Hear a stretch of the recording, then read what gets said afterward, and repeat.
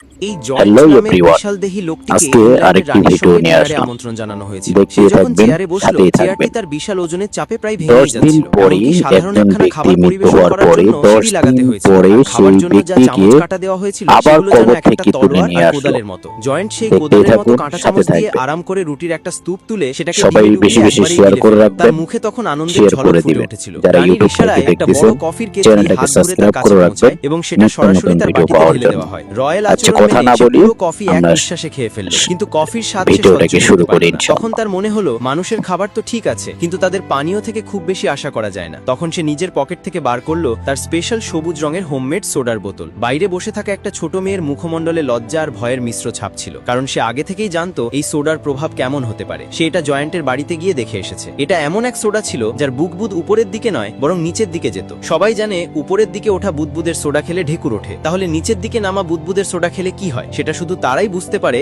যারা সেটা নিজের চোখে দেখেছে। সেই মেয়েটা আজও ভুলতে পারেনি সেই দৃশ্য, আর আজ আবার জয়েন্ট সেই রহস্যময় সবুজ সোডা নিয়ে এসেছে। সে সেটা ক্রিস্টালের গ্লাসে ঢেলে সবাইকে অফার করে। ভদ্রতা রক্ষা করতে গিয়েই সবাই সেই গ্লাস নিয়ে ফেলে, এবং ঠিক সেই মুহূর্তে সবাই এক চুমুকে সেই সোডা খেয়ে ফেলে। কয়েক সেকেন্ডের মধ্যেই সবার মুখভঙ্গি অদ্ভুত হয়ে যায়। সবচেয়ে আগে একজন দাস কন্ট্রোল হারায়, তারপর সিকিউরিটি গার্ড, আর শেষমেশ রানী নিজেও নিজেকে সামলাতে পারে না। পুরো প্রাসাদে অদ্ভুত ধরনের শব্দ প্রতিধ্বনিত হতে থাকে। রয়্যাল কুকুরদের তৎক্ষণাৎ ঘর থেকে বের করে দেওয়া হয়। রানী গভীর একটা নিঃশ্বাস নেন। এই ডিপ্লোম্যাটিক ডিনার অবশেষে শেষ।